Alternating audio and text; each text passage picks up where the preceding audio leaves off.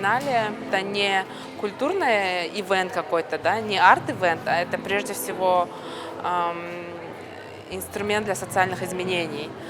И поэтому работы многие могут казаться очень жесткими, да, или слишком острыми, но это все сделано как бы намеренно. Мы бы все-таки очень хотели вторую феминале провести в Кыргызстане и сделать ее в сельской местности.